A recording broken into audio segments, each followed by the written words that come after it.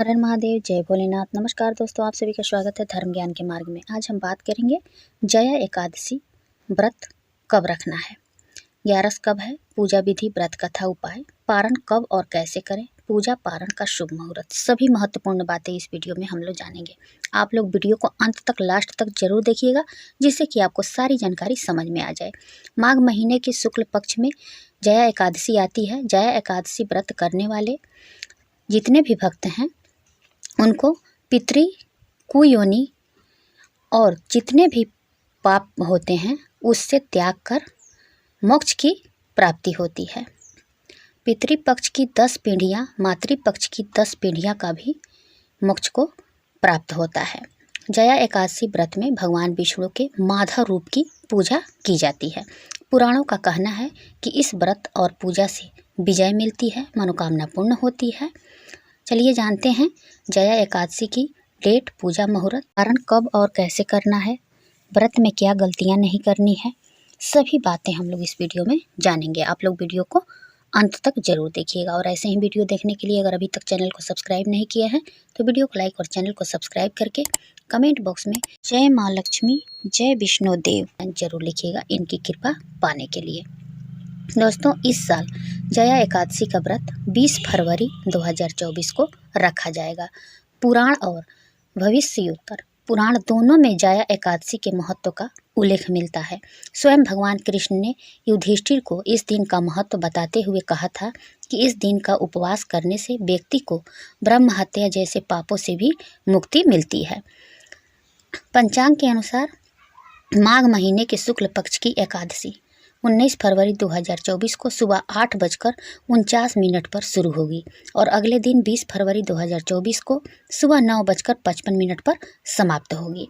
इसलिए इस व्रत को 20 फरवरी को रखा जाएगा।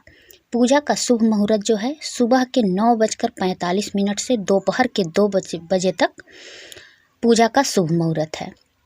जया एकादशी का व्रत पारण 21 फरवरी 2024 को सुबह 6:55 से सुबह के 9:11 के बीच में किया जाएगा।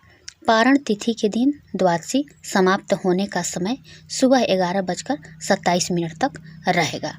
लेकिन आप लोग पारण जो है 9 बजे के भीतर में ही, 6 बजे से लेकर के 9 बजे के भीतर में ही आप लोग कर लीजिएगा। चलिए आगे जानते हैं कि क्या करना है, क्या नहीं करना है। आप लोग वीडियो में बने रहिएगा। पंत पुराण में जिक्र किया गया है कि जया एकादशी व्रत करने से हर तरह के पाप और अधमय योनि से मुक्ति मिलती है। साथ ही साधक को जीवन में सभी भौतिक और आध्यात्मिक सुख मिलते हैं। मान्यता है कि जया एकादशी व्रत करने से मरणोपरांत मोक्ष की प्राप्ति होती है, यानी कि मरने के बाद हमें मोक्ष की प्राप्ति होती है। अतः नियमों का पालन करते हुए यह व्रत को करना चाहिए। अब इस व्रत में हमें क्या करना चाहिए? सबसे पहले एकादशी के एक दिन पहले से ही हमें लहसुन, प्याज, मांस, मदिरा, बैगन, मसूर की दाल का त्याग कर देना चाहिए। एक दिन पहले से ही आपको सतर्क रहना है। एक दिन पहले ही आप तुलसी का पत्ता तोड़कर रख लें। एकादशी के दिन तुलसी पत्र भी नहीं तोड़ा जाता है और बिना तुलसी के भगवान जो है भोग स्वीकार नहीं करते हैं, तो इसलिए पहले ही तुलसी पत्र आप लोग तोड़कर रख लें। और एक दिन पहले से ही आप लोग ब्रह्मचर्य का पालन करना शुरू कर दें। दूसरे दिन एकादशी वाले दिन ब्रह्म मुहूर्त में उठ करके स्नान करें।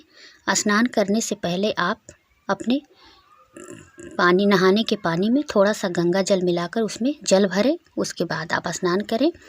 शुभ मुहूर्त जो मैं बताई हूँ उस मुहूर्त में आप लोग भगवान विष्णु की पूजा करें। जो अवतार मैं बताई हूँ उसी रूप का आप लोग पूजा करें। अगर उसकी प्रतिमा आपके पास नहीं है तो भगवान नारायण और माता लक्ष्मी का एक साथ पूजन करें। ऐसा करने से हमें और अधिक फल की प्राप्ति होती है। तो हर एकादशी पर भगवान विष्णु और माता लक्ष्मी की एक साथ पूजा जरूर करना चाहिए। अपने समर्थ अनुसार आप धूप, दीप, भोग लगाएं भगवान को। फल वगैरह का आप भोग लगा सकते हैं और मिठाई का भी भोग लगा सकते हैं। पीला भोग आप लगाएं भगवान को। इस दिन चावल का उपयोग ना करें। अक्षत के रूप में भी आप तिल वहाँ पर आप प्रयोग करें, लेकिन आपको चावल का प्रयोग नहीं करना चाहिए। चावल वर्जित माना जाता है एकादशी के दिन। हो सके तो इस दिन पीला वस्त्र आप धारण करें। एक चौकी रखकर वहाँ पर पीला कपड़ा बिछाएं, उस पर भगवान विष्णु और माता लक्ष्मी का प्रतिमा रखें। उसके बाद अपने समर्थ अनुसार धूप, दीप, पुष्प, हो सके तो सब कुछ आप पीला भोग लगाएं। उसके बाद आप केवल फलाहार करें, यानी कि एकादशी का व्रत जो है फलाहार पर ही किया जाता है। इसमें अन्न का सेवन आपको नहीं करना है, यानी कि कोई भी चावल वगैरह से बना, आटा वगैरह से बना चीज़ नहीं खाना चाहिए। केवल आप फल लेकर के एकादशी का व्रत करें। फलाहार पर ही, कोई भी एकादशी का व्रत हो इसमें फलाहार ही किया जाता है। आप लोग फल कोई भी ले सकते हैं, दूध ले सकते हैं, लेकिन इस दिन आप लोग अन्न ग्रहण ना करें। एकादशी के दिन आप लोग भूल कर भी 2 गलती ना करें। पहली गलती है कि आपको झूठ नहीं बोलना चाहिए। दूसरी गलती है कि आपको इस दिन झाड़ू लगाने से बचना चाहिए। झाड़ू लगाते समय छोटे छोटे जीव जो हैं हमारे हाथों से मर जाते हैं, इसलिए हमें पाप लग जाता है। तो जो भी व्यक्ति एकादशी का व्रत रखते हैं वो इस दिन झाड़ू लगाने से बचें और किसी की चर्चा, किसी की चुगली, किसी की बातें ना करें इस दिन, नहीं तो हमें एकादशी व्रत का फल प्राप्त नहीं होता है। इस दिन जितना हो सके आप भगवान विष्णु और माता लक्ष्मी के मंत्रों का जप करें। ओम नमो भगवते वासुदेवाय। अगर मंत्र नहीं जपना चाहते हैं तो भगवान के नाम का आप सहारा लें। आप पूरे दिन, पूरे रात भगवान का नाम लेते रहें। श्रीमन नारायण लेते रहें, या सीताराम कहें, या श्री कृष्ण कहें, ये तीनों आदमी एक ही हैं। आप इन तीनों रूप में से किसी का नाम आप जप सकते हैं। हो सके तो रात्रि जागरण करें। अधिक फल प्राप्त करने के लिए आप लोग रात्रि जागरण करें। रात्रि जागरण करके भजन कीर्तन करें, भगवान का नाम लेते रहें, इससे और अधिक फल हमें प्राप्त होता है। अब चलिए जानते हैं कि पारण कैसे करना है। पारण जो है सुबह में 21 फरवरी को पारण के समय में ही हमें पारण करना चाहिए। पारण करने से पहले ब्रह्म मुहूर्त में स्नान करें। स्नान करने के बाद सूर्य देवता को अर्घ दें। अर्घ देने के बाद जो है उसी प्रकार से भगवान विष्णु और माता लक्ष्मी की पूजन करें। पूजा करने के बाद आप कुछ दान दक्षिणा अपने समर्थ अनुसार निकाल कर रख दें, या कोई ब्राह्मण है तो उन्हें दे दें और अपने बड़ों का आशीर्वाद लें। आशीर्वाद लेने के बाद आप भोजन ग्रहण करें। और इस दिन एक गलती और नहीं करना चाहिए कि घर परिवार में जो भी व्यक्ति हैं अगर व्रत नहीं भी रखते हैं फिर भी उन्हें चावल का सेवन नहीं करना चाहिए।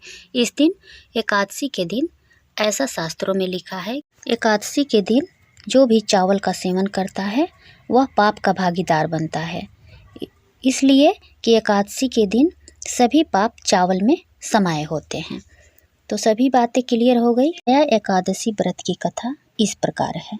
एक समय की बात है, नंदन वन में उत्सव का आयोजन हो रहा था। देवता, ऋषि, मुनि सभी उत्सव में मौजूद थे। उस समय गंधर्व गा रहे थे तथा गंधर्व कन्याएं नृत्य कर रही थी। इन्हीं गंधर्वों में एक माल्यवान नाम का गंधर्व भी था जो बहुत ही सुरीला गाता था। जितनी सुरीली उसकी आवाज़ थी उतना ही रूपवान था।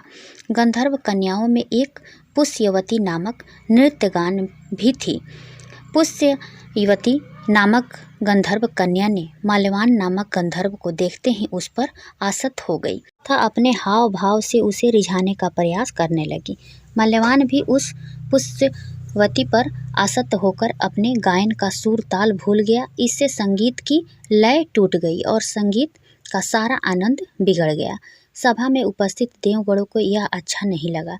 माल्यवान के इस नृत्य के इंद्र भगवान नाराज होकर उन्हें श्राप देते हैं कि स्वर्ग से वंचित होकर मृत्यु लोक में पिचासों सा जीवन भोगो, क्योंकि तुमने संगीत जैसी पवित्र साधना का तो अपमान किया ही है, साथ ही सभा में उपस्थित गुरुजनों का भी अपमान किया है। इंद्र भगवान के श्राप के प्रभाव से दोनों पृथ्वी पर हिमालय पर्वत के जंगल में पिचासी जीवन व्यतीत करने लगे। पिचासी जीवन बहुत ही कष्टदायक था। दोनों बहुत दुखी थे। एक बार माघ माह के शुक्ल पक्ष की जया एकादशी के दिन संयोगवश दोनों ने कुछ भी भोजन नहीं किया और न ही कोई पाप कर्म किया। उस दिन मात्र फल फूल खाकर ही पूरा दिन व्यतीत किया। भूख से व्याकुल तथा ठंड के कारण बड़े ही दुख के साथ पीपल वृक्ष के नीचे इन दोनों ने एक दूसरे से सटकर बड़ी कठिनता पूर्वक पूरी रात काटी। पूरी रात अपने द्वारा किए गए कृत्य पर पश्चाताप भी करते रहे और भविष्य में इस प्रकार के भूल न करने की भी ठान लिया था। सुबह होते ही दोनों की मृत्यु हो गई। अनजाने में ही सही उन्होंने एकादशी का उपवास किया था। भगवान के नाम का जागरण भी हो चुका था। परिणाम स्वरूप प्रभु की कृपा से इनकी 50 योनि से मुक्ति हो गई और पुनः अपनी अत्यंत सुंदर अप्सरा और गंधर्व की देह धारण करके तथा सुंदर वस्त्रों तथा आभूषणों से अलंकृत होकर दोनों स्वर्ग लोक को चले गए। देवराज इंद्र उन्हें स्वर्ग में देखकर आश्चर्यचकित हुए और पूछा कि वे श्राप से कैसे मुक्त हुए। तब उन्होंने बताया कि भगवान विष्णु की उन पर कृपा हुई। हमसे अनजाने में माघ शुक्ल पक्ष की एकादशी यानी जया एकादशी का उपवास हो गया, जिसके प्रताप से भगवान विष्णु ने हमें 85 जीवन से मुक्त किया है। कुछ इस तरह से जया एकादशी व्रत करने से भक्त को पूर्व में किए गए पाप कर्मों से मुक्ति मिलती है।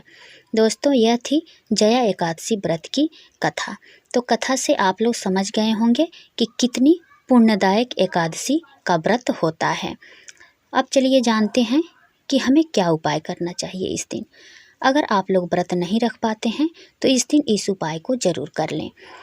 सुबह सवेरे ब्रह्म मुहूर्त में स्नान करने के बाद जो है भगवान विष्णु की पूजा करते समय आप लोग 108 तुलसी का पत्ता भगवान के मस्तक पर चढ़ाएं।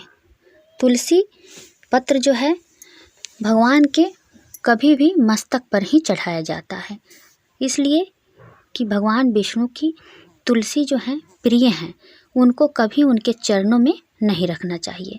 तो अगर 108 तुलसी के पत्तियों की अगर माला बना करके आप भगवान को पहना देते हैं या उनके मस्तक पर चढ़ा देते हैं तो इससे भगवान विष्णु भगवान नारायण जो हैं अत्यंत प्रसन्न होते हैं और उनकी जो भी इच्छा है वो जरूर पूर्ण होती है। उम्मीद करती हूँ कि यह वीडियो आपको पसंद आएगी। अगर वीडियो पसंद आए तो वीडियो को लाइक और चैनल को सब्सक्राइब करके कमेंट बॉक्स में हर हर महादेव, जय भोलेनाथ, जय श्रीमन नारायण जरूर लिखिएगा इनकी कृपा पाने के लिए। फिर मिलती हूँ एक नए वीडियो के साथ, तब तक के लिए बाय, धन्यवाद।